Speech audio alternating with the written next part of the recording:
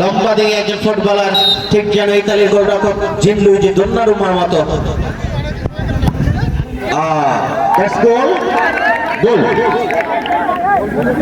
এবং গোল করেছেন রয়্যাল বেঙ্গল টাইগারের মতো, যে বলের উপর ঝাঁপিয়ে পড়তে পারে। সবুজ আবার কোনো মিস করেছেন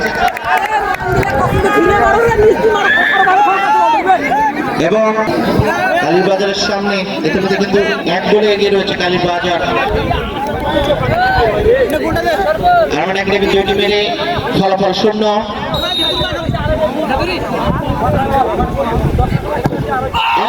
গোল, দুর্দান্ত দুর্দান্ত একটি গোল দেখলাম কিন্তু আমরা, দুইটি মেরে দুইটি, কিছু নাই।